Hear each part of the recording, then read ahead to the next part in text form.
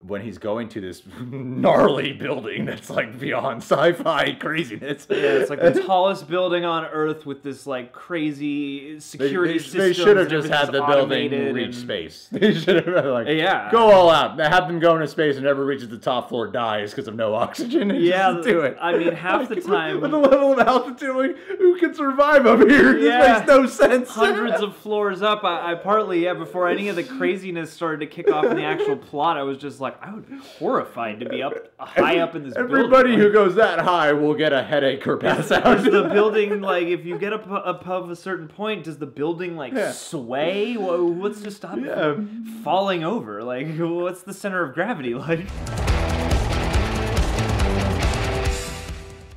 What's going on, Reject Nation? Greg Alba here. John here. We watched Skyscraper, starring Dwayne Johnson, who doesn't want to be called The Rock anymore, but no one's going to stop that from happening. And it also stars Neve Campbell, and it stars the Asian guy in The Dark Knight. Before going into this, we got to give a huge thank you, to Donald Trump, the people at 40X, the actual 40X people. 40X USA. Follow them on social media. This is no joke. There's no jokes in this video. None of this is funny. None of this is funny at all. Okay, I want to try to be very sincere here for a second. Before we watch this, we were like, I'm sure 40X will be cool. We've been on a couple of 40X experiences before. What John and I both weren't expecting, and I really don't want this to seem like we're overselling it, because that's why I'm like, I just want to be very sincere here. It was surprisingly the best 40X experience I've ever been a part of. Yeah. I mean, did you feel that way? I felt that way. Yeah, definitely. Like, I mean, it was the most fluid and the most sort of fine-tuned of all of the ones I've done so far. Some of the time in 40X, I can sometimes be like distracted by the experience, what the effects are that's going on, or I'm like, okay, I get what 40X is trying to do. Yeah. Most of the time it's really cool, then every once in a while I have that moment. This was a film that I was like, wow, 40X really made that movie better. Yeah. Like, I can't look back on that movie without thinking about my 40X experience. Yeah, it really did make it immersive, and especially certain effects, like especially the smoke effects combined with the fans and stuff like that. It really did feel like I was staring through smoke at The Rock. There's a lot of moving shots. Normally, if we're going to thank a theater for hooking it up, we keep it really brief, but I really felt like the 40X was such a big part of the experience. Yeah, and it did enhance certain sequences of the movie. There's a lot of up the tension. There's a lot of fire, and there's a moment with ashes. I heard in the crowd people going, "Oh," and I was like, "What?" And I realized, "Oh shit, that's not in the movie." I thought that was in the movie. Yeah. Yeah, I feel like each time we do a 40X, they get a little more fine tuned, and this one was the finest tuned thus far. So if I were to recommend this film, I highly recommend watching this at a real 40X theater. Especially if you can get the ones with the heat vents. We were at the actual 40X lab, so they said there were a couple of effects that might not be in some theaters, so I don't know like which parts we should specifically mention. Though. I would still say though that the majority of it, of what they say are in all the theaters, really did enhance, like even the motion shots and everything, and a lot of the moving angles. As for the movie itself, I'm trying to like separate myself from the 40X because it was so impactful. Yeah, I feel like this is a true 50% movie. It's got a solid 50 on Rotten Tomatoes right now, and I feel like whether or not you like this is all going to depend on you and what you want out of a summer blockbuster, what you want out of a Dwayne Johnson movie. Because I will say that a part of our experience was definitely aided by the 40X. 100%.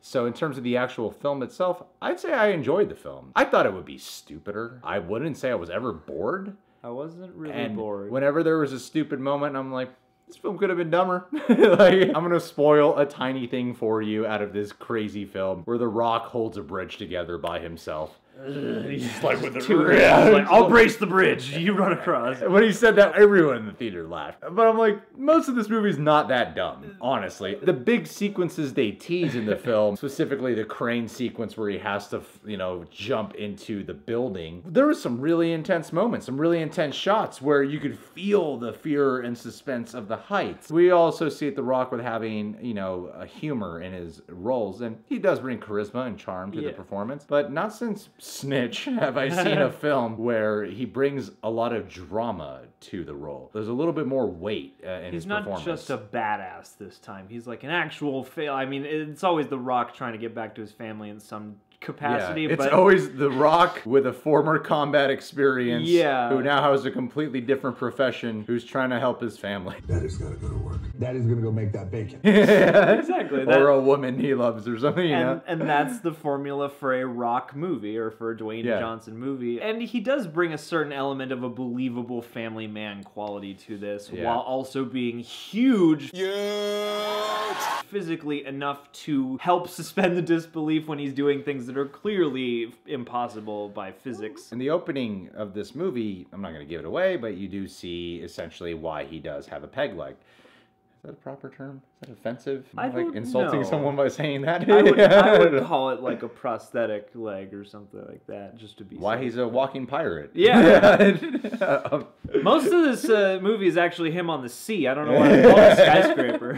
You see what happens, and you see his former profession when he's all buffed out guy with this new job. He has a bit of an underdog tale. He's had to do this recovery when he's going to this gnarly building. By the time The Rock gets to like the plot of him having to do a good job on this deal he's working on, he's in an underdog position, and I think him having the handicap of the prosthetic does come into effect where you do have to root for him to win and overcome obstacles. A lot of the times with these Dwayne Johnson films, you're like, yeah, he's got this handled. While I'm watching it going, of course he's gonna handle it, I did have a little bit of the feeling of, I am rooting for him to actually overcome this. And there is a mildly more engaging sense for how is he gonna do this, I guess? Like, you kind of want to see what he comes up with. I think the movie is really entertaining. It's fun. It is a more ridiculous version of a Die Hard-like film, for sure. Yeah.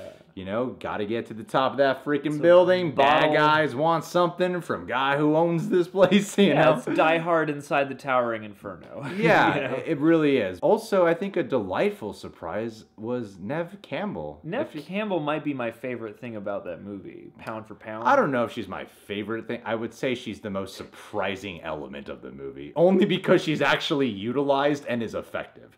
Yeah. You know, she might be my favorite part of the movie. In terms of, like, surprising qualitative presence. She was one of those things where I was like, oh, wow, not bad. Because not only are you here at all, but also this is a pretty good character. And they gave you something to do. When they cut back to you, I care. You're not just the object that The Rock needs to get back 9.5 times out of 10, you watch a review and people will go, Neve Campbell's just so wasted in this film. And she's not. I really enjoyed her performance. I really enjoyed her storyline. I think her and Dwayne Johnson, I believe them as husband and wife. I think if you don't go on 40X, it could probably be a forgettable experience. But it's a summer action movie. It's just as underwritten in a lot of places as you might be expecting. And for some viewers, I can totally imagine it not engaging you or pushing you past the point of ridiculousness. But I still feel like there are a good amount of people who will have fun with it and who will appreciate it. I think if you looked forward to this film, it's going to give you exactly what you wanted. Or what should I say? Expected. I think if you kind of set the bar really low, you might walk away a little bit more surprised by how some stuff actually does a good job. And then it makes it easier to forgive